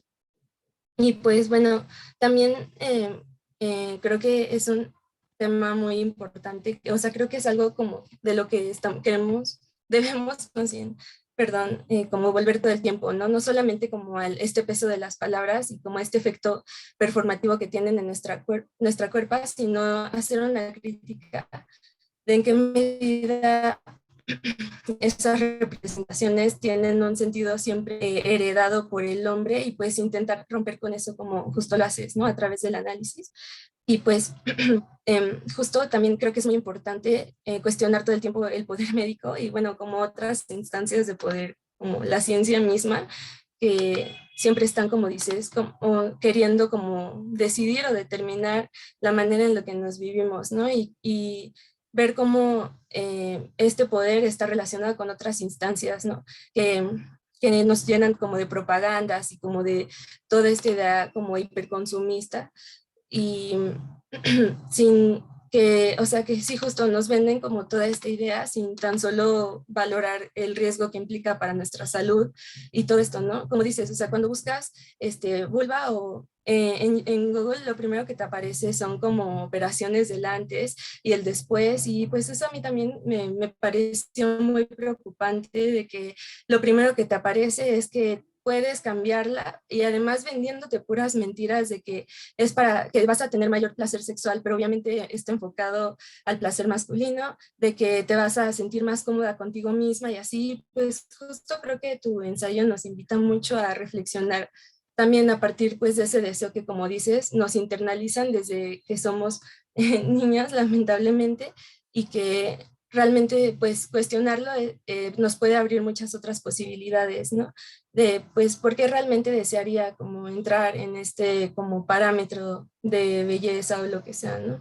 Y pues creo que eso es muy, muy valioso también ver que lo hayas rescatado también y que desde nuestra misma experiencia, pues lo vivimos todo el tiempo como mujeres, ¿no? Lamentablemente, no, bueno, somos muchas las que hemos pasado por ese tipo de violencias en esos espacios en ginecología o así, y pues creo que está muy normalizado también. Entonces creo que pues es importante como retomar y siempre estar pensando en esto que dices, ¿no? O sea, nombrar y porque eso quiere decir como resignificar y también como reivindicar lo que realmente somos como fuera de estos parámetros, ¿no? Entonces, pues me gustó mucho tu trabajo y pues no sé, creo que eso sería todo de mi parte. Gracias, Adri. Ay, bueno, antes de que te pasara las preguntas y respuestas, quería hacer una pequeña acotación. Es que sí, dijiste algo bien importante que se me olvidó mencionar en la ponencia y que sí mencionó en el texto, y es esta cuestión de que cuando uno busca en Internet vulva, lo primero que te aparecen es propaganda de la bioplastia, que es a lo que me referí en gran parte de este trabajo, que es la mutilación de los labios menores. Entonces, cuando hablaba justamente de que las niñas están expuestas al Internet, no solo están expuestas a la pornografía, están expuestas a que en Google pongan vulva y les salga antes y después de vaginas, yo misma cometiendo el error, de vulvas recortadas, de labios menores recortados, ¿no? Entonces, bueno, esa es una de las cosas. Y bueno, y también lo otro que mencionaste y que quisiera recordar, bueno, es que mencionaste a Kate Miller. Muchas gracias por tu comentario, estuvo muy padre, creo que recuperaste muy bien gran parte del trabajo, pero cuando mencionaste a Kate Millett, pues también esta cuestión de que lo personal es político, ¿no? O sea, la relación personal individual que tenemos cada una con nuestros cuerpos tiene detrás todo un entramado cultural, social, como ahorita incluso que decíamos, mercantil, ¿no? Porque una vez que opera en tu cuerpo estas dinámicas de mercado, pues entonces no podemos creer que lo personal está dividido de lo político, ¿no? Entonces, esto que hicieron las feministas de los 60, de hablar, de reunirse en grupos y hablar de las humillaciones que iban pasando en su vida cotidiana, de cómo se sentían con sus cuerpos, esto también es hacer análisis, un análisis profundo en las estructuras de poder, ¿no? Entonces, pues nada, así como cerrar con esta cuestión de que lo personal es político, y si quieren en algún momento hacerle así como el pequeño experimento, métanse a YouTube y pongan la bioplastia y van a ver cómo la mayor parte, en lugar de ser informativos y hablar de los riesgos de infecciones urinarias, de que pierden sensibilidad porque te están quitando los labios menores, la mayor parte es apología de la bioplastia, diciendo que te vas a sentir muy bien, tanto en YouTube como en Google, que son dos de las plataformas más famosas mundialmente de búsqueda. Cuando pones vulva o cuando pones la bioplastia, te aparece, cuando pones vulva te aparecen cosas de la labioplastia, y cuando pones la bioplastia te aparece pura apología de la cirugía genital cosmética y nada de los riesgos. Entonces, bueno, nada, esto era lo que quería añadir, perdón. No, muchísimas gracias, Renata, y muchísimas gracias también a ti, Adriana, por tu comentario, por tu intervención. Y ahora sí, damos paso a las preguntas. bueno, ya hay una aquí en el chat. Eh, Itza, Ichel, ¿quisieras que la leyera o quieres? eh, bueno, es que creo que me parece un poco cortada. Digo, la has elaborado muy bien y está muy completa, pero se me corta un poco. Ok, Em, ¿puedo comentar? ¿Se sí, sí, escucha claro. bien el audio? Sí, perfecto. Y si quieres tú también darle lectura, está muy bien. Nada más que a mí ahí en el chat me aparece sin la primera parte. Gracias, Ichel. Adelante. Gracias. Bueno, le que comento así también para no desviarme de lo que ya escribí. Gracias por tu plática, me gustó bastante. Tengo 3 preguntas. La primera es si hay estudios serios o centros de investigación que se dediquen al estudio de la vulva desde el campo de la medicina. Esto lo pregunto porque en tu primera parte de tu plática nos ofreciste un recorrido general sobre digamos, como estos eh, estudios bueno, pues no fueron serios sobre, digamos, desde la medicina. Y me gustaría precisar que pues, estudios médicos en siglos pasados también ofrecían información sobre las diversas partes del cuerpo, también estuvieron plagados de tergiversaciones y prejuicios. No estoy con esto tratando de querer aminorar, o sea, no quiero decir eso, lo que quiero decir es que, o sea, por ejemplo, estudios sobre el corazón, sobre el sistema circulatorio, sobre el cerebro, bueno, pues también, digamos, estuvieron plagados pues de estas tergiversaciones y prejuicios. Me parece que era también como propio del proceder de los investigadores, ¿sí? La diferencia es que al día de ahora podemos encontrar estudios sobre el corazón, sobre el cerebro u otros órganos o tejidos bastante especializados, pero ¿y de la vulva? La segunda pregunta, se puede hablar de la estética de la vulva desde una resignificación, siguiendo el tema de tu plática. Y si esto es así, y aquí la tercera pregunta, ¿nos podrías dar algunas ideas o líneas generales? Eso sería todo. Gracias. Ay, gracias por tus preguntas. Pues bueno, voy a ir en orden. La primera, pues para hacer esta investigación me basé principalmente en el libro de Mito de Mesanias que ya les mandaron, pero para esto también revisé, por ejemplo, aquí tengo la bibliografía, son como 4 libros y como unas 16, no, como unas 13 páginas. El caso es que revisé muchos sitios web, estuve haciendo una investigación y no encontré nada como justamente algún centro de estudio médico. Es que tal vez exista, pero para encontrarlo yo creo que tendrás que llegar a la página, al menos en internet, tendrás que llegar a la página 20 de Google después de pasar por toda la propaganda de la bioplastia.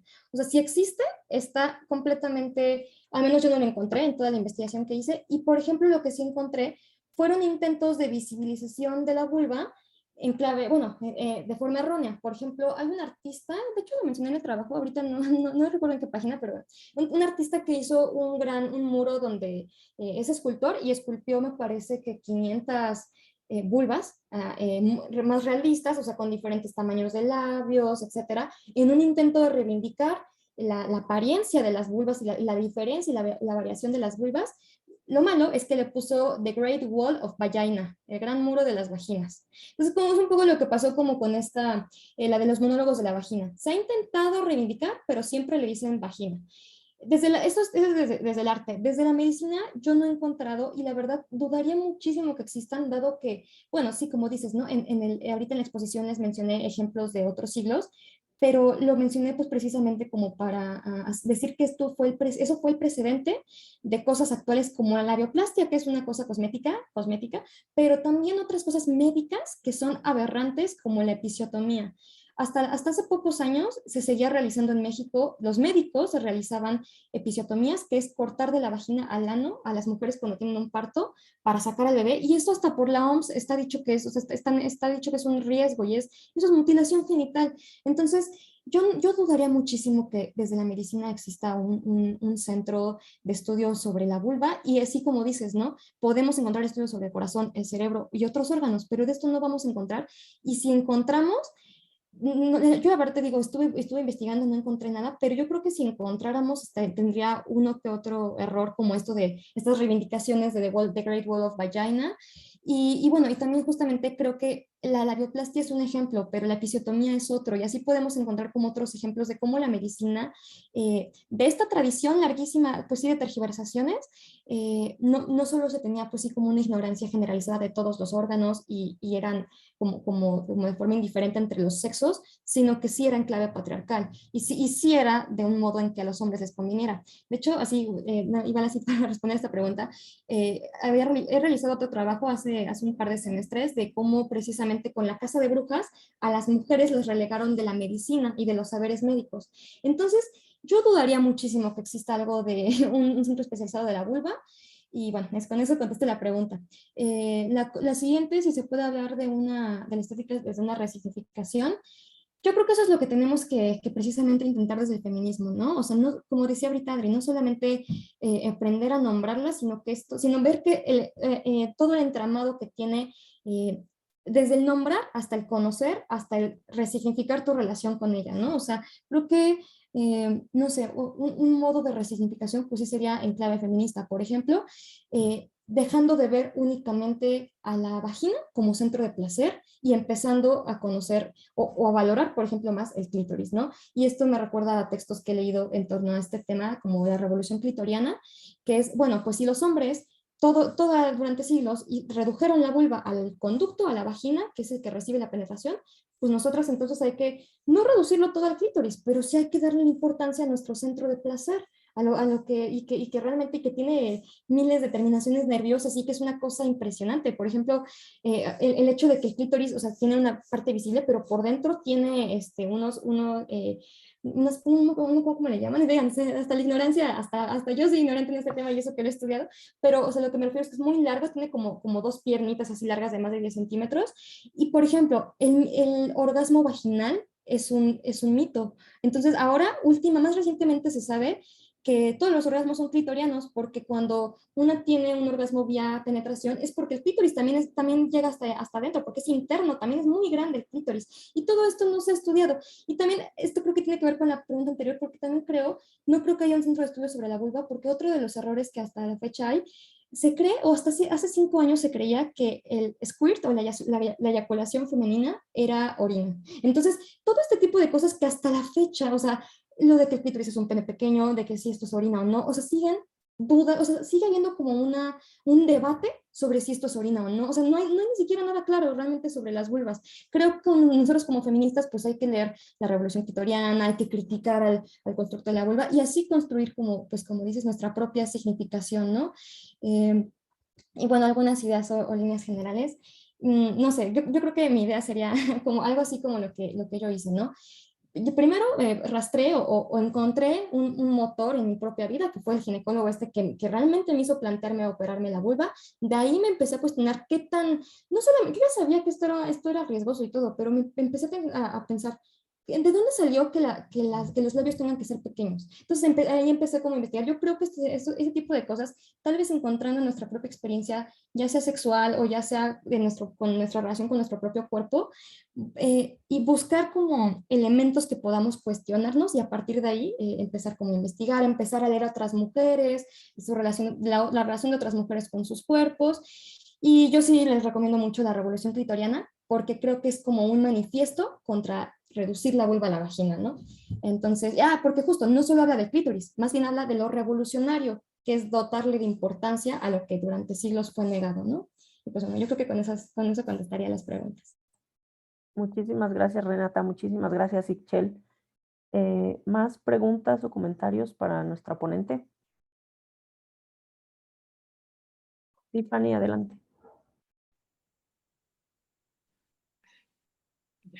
Muchas gracias. Me gustó muchísimo tu exposición, Renata. Se me hizo realmente muy, muy interesante, muy, muy oportuna, además.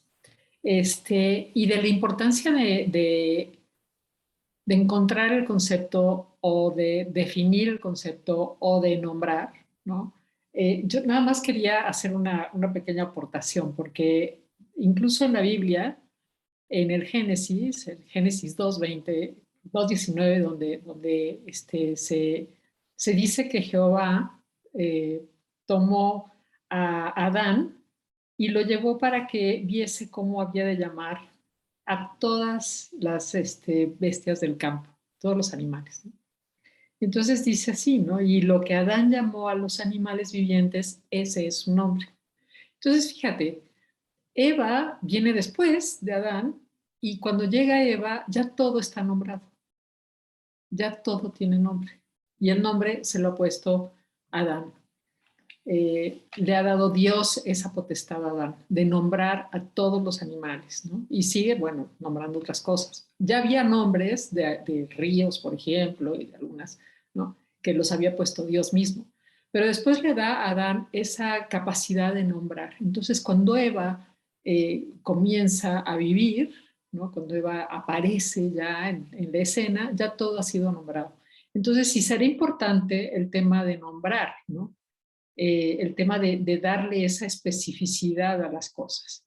Así que me pareció muy oportuno como recordar este pasaje que quizás te podría servir también para tus investigaciones.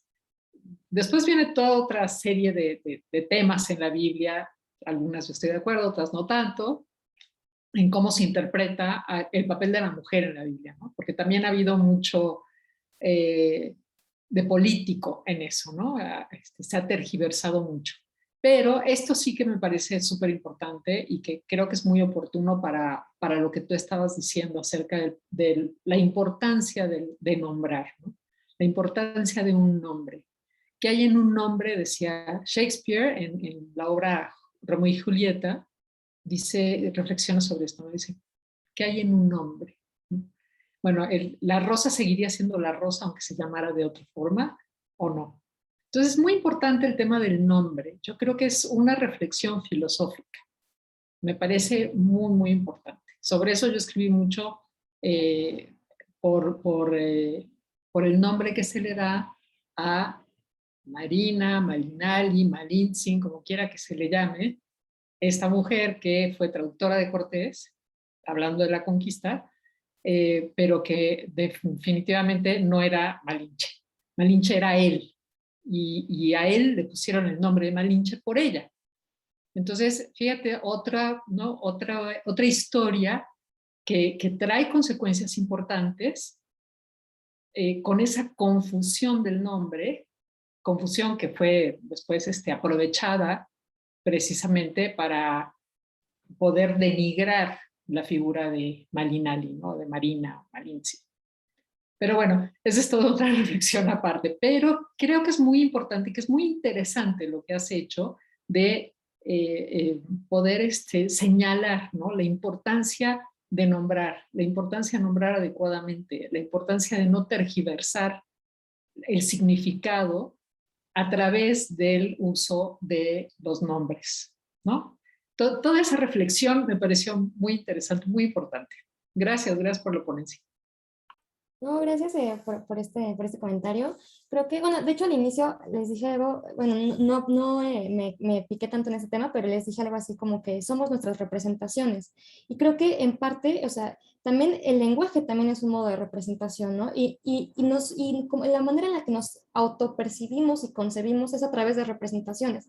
Entonces creo que esto que decía sobre, pues precisamente sobre nombrarlo, esto de que también me recuerda esta frase de que lo que no se nombra no existe, pues porque sí, o sea, porque el cómo vamos a nombrar algo es también el cómo lo vamos a percibir, ¿no? Entonces, si nombramos, pues sí, nuestras vulvas como vagina, o nos da pena nombrarlas porque a mucha gente, a muchas mujeres les da pena incluso mencionar y por eso le dicen ahí abajo, o zona B, o de mil modos extraños, pues precisamente, si no podemos ni nombrarla, ¿cómo vamos a decir que lo conocemos? Si no conocemos, si no hay una forma ni siquiera de representarlo, ¿cómo vamos a creer que conocemos entonces realmente al órgano, ¿no? De hecho, y termino con esto nada más, porque me parece pertinente lo que estás diciendo, de hecho, el término adicción o adicto significa lo no nombrado, adicto, lo que no se nombra. La adicción viene precisamente de eso, de lo que no se nombra. Entonces también quizás eso es algo que podrías incorporar en tu... Muchas gracias. Sí, y también esto que mencionaste sobre justo de Adán, pues a mí se me hace pues, una analogía muy, muy pertinente en este tema de cómo ellos nombraron nuestros genitales, nosotras conocemos o desconocemos nuestros genitales a causa de esa representación errónea que ellos han hecho de nuestros propios. Entonces, eso es lo que me parece muy curioso, que muchas mujeres llegan a pensar que los hombres conocen su cuerpo mejor que ellas. Muchas mujeres, por ejemplo, no se masturban y solo tienen placer durante la relación sexual porque ellas nunca aprendieron a tocarse, ¿no? Y entonces, creo que no solo es el tocarte, es el conocerte, es el reivindicarte desde el nombre, pero también, como dices, ver el nombre no solo como algo con lo que designamos de forma como con un sentido mecánico, sino como algo que engloba toda una representación y una historia, ¿no? Entonces, pues sí, muchas gracias por tu aportación y claro que las voy a meter a mi ensayo. Muchas gracias, Renata, muchas gracias, Fanny. Yuridia tiene levantada la mano y si quieres, inmediatamente después de Yuridia, leo también la pregunta de Tania y puedes darle respuesta a ambas. Gracias. Buenas tardes. Pues yo tengo algunos cuestionamientos. Me pregunto con esto que nos planteaba sobre las cirugías, ¿qué papel entonces pues, han tomado los comités de bioética? Y si en todo caso pues no se toma en cuenta estos comités por ser cuestiones más estéticas que de salud. Y por otra parte, me pregunto cómo podríamos nombrar a la vagina, que es como nos decías, el conducto que une al útero con el exterior, para dejar de pues nombrarla a partir de planteamientos patriarcales. Y nada más, gracias. Te leo también de una vez la de Tania. Muchas gracias, Yuridia. Bueno, te felicita por la ponencia, le encantó. Pregunta, ¿cómo podríamos hacer frente al falocentrismo y al mansplaining imperante en la educación sexual? Bueno, ambas preguntas muy relacionadas. Te escuchamos, Renata.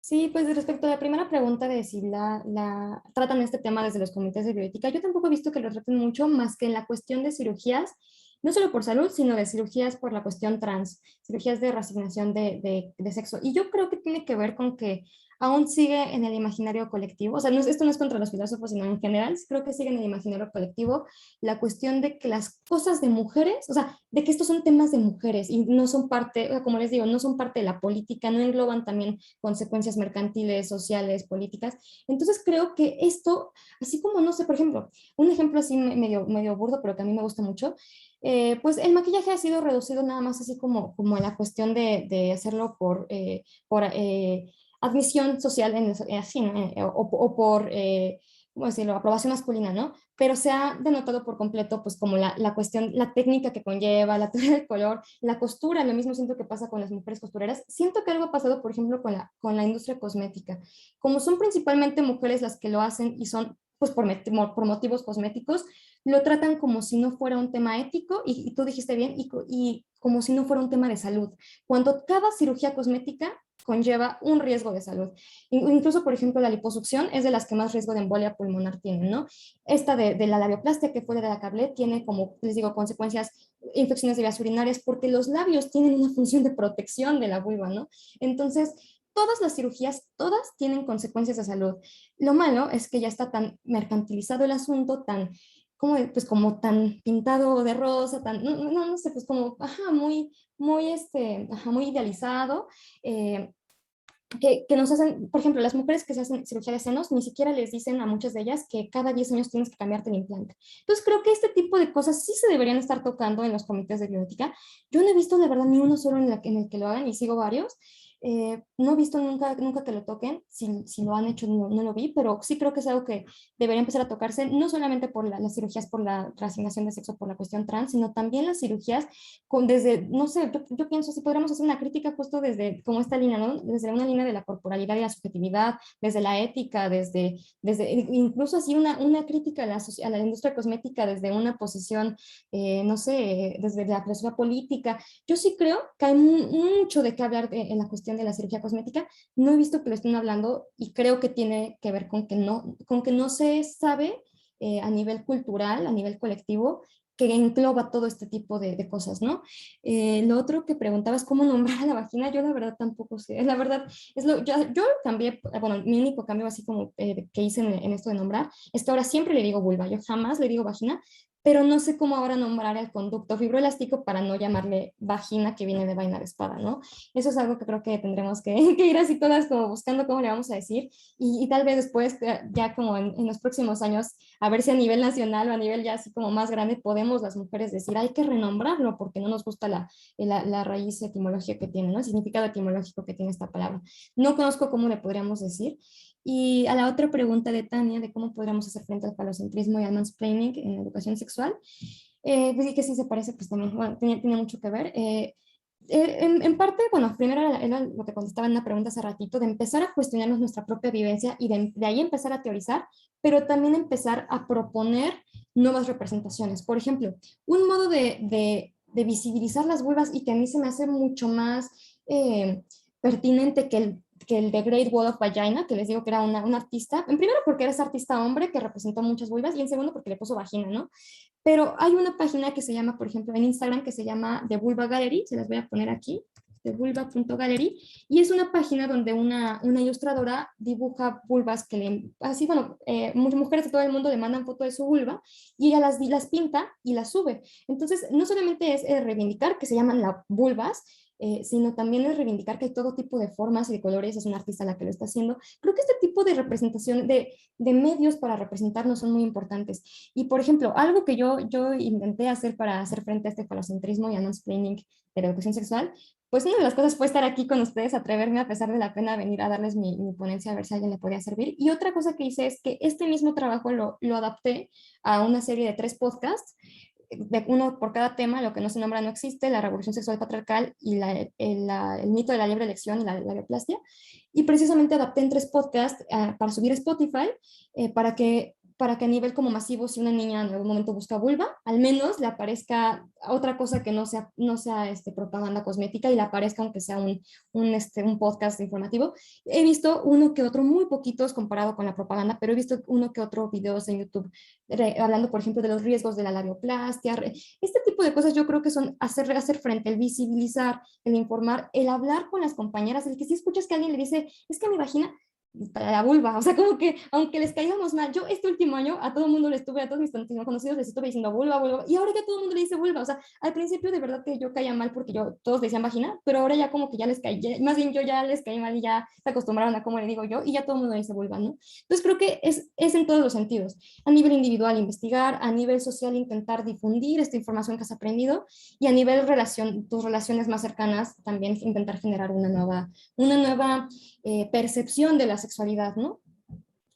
Mi podcast se llama, a ver si los voy a poner también aquí, se llama Filosofía en Pequeñas Dosis y tengo Spotify, YouTube y ya, Spotify, YouTube y ya, ajá. Ya, bueno, también tengo Instagram y Facebook, ahí subo como adelantos, pero sí, yo creo que el tomar los medios digitales y darles una vuelta en clave feminista, eso es lo que podemos hacer frente a toda esta propaganda, frente a toda estos discursos mediáticos masivos de odia tu cuerpo, mutila tu cuerpo, tienes que verte como esto. A nosotras hay que hacer como algo contrario, algo ¿cómo llamarlo? Análogo o más bien algo que se anteponga a estos mensajes desde los medios, ¿no? Y yo lo estoy intentando hacer desde un podcast.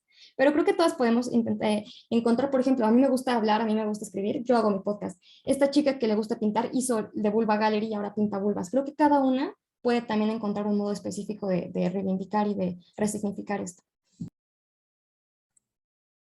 Muchísimas gracias, Renata. Ixchel, ¿querías participar?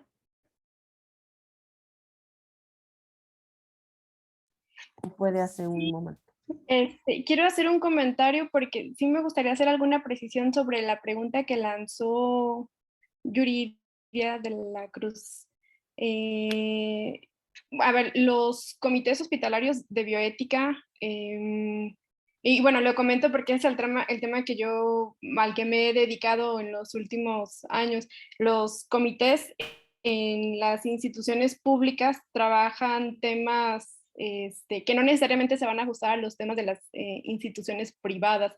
Y al revisar, por ejemplo, los datos que nos arrojan los informes de la Comisión Nacional de Bioética sobre la instauración de comités hospitalarios a nivel nacional, pues es bastante, digamos, desalentador saber que existen muy pocos comités a nivel nacional. Ese digo, por un lado. O sea, y de entre los pocos comités que hay, la indicación es que haya comités hospitalarios en todas las instituciones públicas y privadas. Y hay aproximadamente menos de 1000 comités. O sea, ¿qué quiere decir eso? Y hay más de 5000 instituciones a nivel nacional. O sea, quiere decir que estamos todavía como muy lejos, pues, de poder cubrir toda esta demanda. Luego, de los lugares en los que hay comités, no todos han trabajado casos. Y luego de los que han trabajado casos, los casos que se mandan, bueno, pues son porque hay algunos profesionales de la salud que conocen más o menos cómo funcionan, porque incluso al interior de las propias instituciones públicas y privadas, no se sabe que existe esta figura y no se sabe cuáles son sus funciones. Entonces, sí me parece que ahí hay como todavía como brechas bastante significativas que habría que atenderse. En el caso, y bueno, también sí me gustaría comentar, por ejemplo, y bueno, aquí resaltar un punto que comentaba Renata, o sea, ciertamente o sea, no hay una sola operación quirúrgica que no implique un riesgo, ya sea un riesgo mayor o menor. De ahí la importancia, por ejemplo, desde el campo de la bioética, precisar el asunto del consentimiento informado. Pero, ¿hasta dónde podríamos decir que los propósitos en el campo de las ciencias aplicadas no favorecen? Y bueno, a lo mejor voy a sonar un poco, digamos, dentro de digamos, de este sistema, como ya se ha venido comentando, ese sistema patriarcal. No sé, pienso, por ejemplo, en el caso de las mujeres que han sido diagnosticadas con algún tipo de cáncer y se hace una operación quirúrgica. Esto implica un riesgo, por supuesto que puede haber una remisión, pero hay una afectación en su salud psicológica y entonces se tiene como alternativa que puedan disponer de los implantes de senos. Entonces, esta idea de los implantes de senos tiene diversos propósitos. O sea, está el propósito, por ejemplo, para poder asumir la autoestima de las mujeres que no han pasado por esta situación que tienen las mujeres en cáncer, pero que implica un asunto de la salud sexual, salud sexual y salud psicológica, ¿no? Pero en el caso, por ejemplo, de una mujer que ha pasado por una situación de esta naturaleza, no sé hasta dónde, y me parece que es bastante complicado señalar que digamos, todo se reduce pues a esto. O sea, creo que sí vale la pena también considerar que, o sea, las alternativas ahí ya están. Las alternativas ya tienen ciertos propósitos bastante marcados desde este sistema patriarcal, pero ¿cómo podremos incluso también las mujeres saber, digamos, o buscar modos de reapropiación, ciertamente no desde esa línea de la mercantilización, sino como tratar de ver de qué modo y de manera creativa una mujer puede buscar el desarrollo de su salud psicológica, física, recurriendo a esas prácticas y también haciendo esos reclamos sociales para que se pueda hacer estudio en el campo de las ciencias básicas, como ya me dice, bueno, pues o sea, hay muy poca información al respecto. Entonces, ¿cómo podemos, digamos, solicitar estos estudios en el campo de las ciencias básicas y también hacer esos reclamos sociales para que se expandan estas alternativas donde ciertamente pues la persona pueda dimensionar que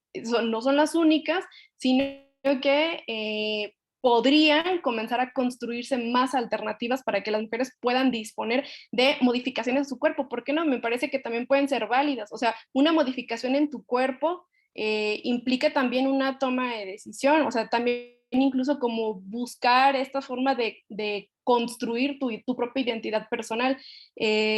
No sé, o sea, lo dejo así como un tema que sí me parece que es bastante controversial. Gracias. Sí, pues de hecho eso que mencionaba sí es importante, pero bueno, también yo les quería contar, por ejemplo, la cirugía estética. De hecho, toda la cirugía estética surgió para atender a personas, no personas, no tanto mujeres que habían tenido cáncer, sino a personas, por ejemplo, que habían ido a la guerra y que les faltaba ahora nariz o les faltaba alguna parte de su cara. La cirugía cosmética, la cirugía estética, comenzó pues para ayudar a personas que realmente habían padecido algo físicamente. Justamente yo creo que el problema es la banalización que ha habido hoy en día y que se exponen niñas cada vez más jóvenes a una... O sea, el problema no es que exista cirugía cosmética, el problema es que está en todos lados, es que el 90% de las actrices las tienen y no las tienen porque ellas hayan querido, sino porque es parte, por ejemplo, yo lo que creo es cuestionarnos, por ejemplo, qué tan gratuitas son nuestras decisiones. Uno podría pensar que una actriz se sometió a una cirugía porque se quería sentir más bonita y quería actuar mejor, pero luego te das cuenta que, por ejemplo, las actrices que se están empezando a dejar canas o que empiezan a lucir más grandes de edad y que tienen arrugas, ya no las contratan. Entonces ahí es cuando empiezas a preguntarte, yo les digo, yo les confieso, yo me quise operar no solo la vulva, o sea, cuando la labioplastia, yo me quise operar la papada, la nariz, los senos, yo llegué a querer operarme todo porque yo también crecí en esta cultura del haz de ti, así como si fuera el avatar de Facebook, ¿no? Haz de ti el prototipo que quieres ver. Lo malo es cuando precisamente nuestra salud está por debajo de esta aspiración estética, que realmente pues también es, pues sí, que ha sido construida. Creo que eso fue un poco lo que intenté hacer como en ese trabajo, de cómo no es que ahorita o hace 10 años se puso de moda que las actrices en la pornografía tengan los labios mega pequeños, sino cómo desde hace siglos se había estado tergiversando la noción de las vulvas, ¿no? Eso que dices, por ejemplo, no sé, de la mastectomía, no me acuerdo cómo se llama, pero bueno, de la operación de senos, yo creo que no solo eso, o sea, creo que sí hay muchas intervenciones quirúrgicas que, pues, no solamente que son justificables, válidas, sino incuestionables, pero sí creo que más allá, hay que hacer como que tomar con las pinzas este discurso liberal de tú haz lo que quieras para sentirte bien contigo y antes de eso preguntarte por qué me quiero ver de este modo. Por ejemplo, yo me quise hacer, y se les cuento, hasta la bliferoplastia, que es que los párpados te los hagan más grandes.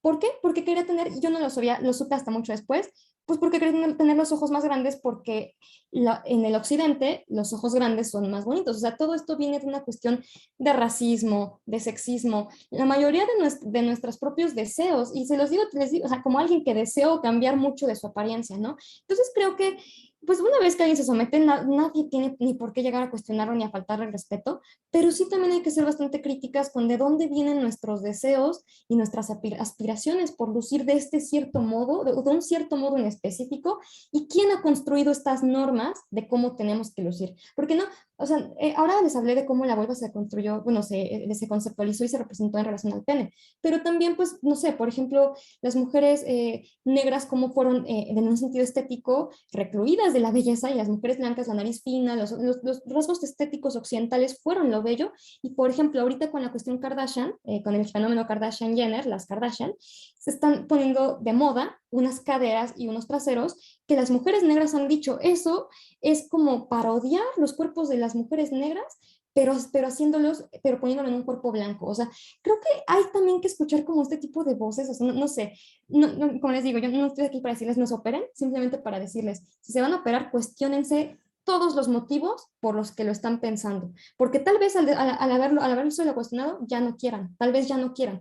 Si después de haberse cuestionado todos esos, si quieren, pues va, pero si ya lo cuestionaste, yo creo que ya esto ya es suficiente, y pues no sé, a mí nada más, nada menos que yo acabé haciendo un ensayo de 25 páginas por una propuesta de un ginecólogo. Hasta me dieron ganas después de mandarle mi trabajo al ginecólogo, la verdad, para decirle, mire, pero todo empezó pues porque me hizo llorar y porque me hizo querer realmente, o no sé, considerar la opción de operarme, ¿no? Entonces, pues sí, esto no se trata de moralizar o de satanizar a las mujeres, por ejemplo, que se operan, porque son principalmente mujeres las que se operan, sino ver que esto es un resultado de unas complejas relaciones de todo tipo, mercantiles, sociales, culturales, políticas, y entre más empecemos como a identificar de dónde viene, más, ¿cómo decirlo?, más vamos a tener el callo para que no nos afecten estas normas estéticas, más fuertes vamos a estar ante estas imposiciones estéticas, ¿no? Pero sí estoy de acuerdo con que también no toda la cirugía es mala, e incluso la cirugía estética surgió para ayudar a personas, pues sí, que realmente les hacía falta, o para tener una mejor calidad de vida, ¿no? Y ya. Sí, pues muchísimas gracias, Renata. Y muchísimas gracias a todas por su participación, por sus preguntas, sus comentarios. Les agradecemos su asistencia a esta que ya fue la última sesión de nuestra línea Subjetividades y Corporalidades, pero las invitamos a seguir las demás sesiones. El próximo jueves a las 4 sesiona la línea de agentes, procesos históricos, sociales y políticos. Las invitamos a seguir nuestras redes. Y bueno, pues muchísimas gracias a todas, a las que han estado participando constantemente en esta línea, pues especialmente muchas gracias a ustedes. Y bueno, pues nos seguiremos viendo en las otras sesiones a lo largo de este seminario. Muchísimas gracias, Renata, nuevamente. Muchísimas gracias, Adriana, y gracias a todas por su participación. Que pasen muy bonita tarde.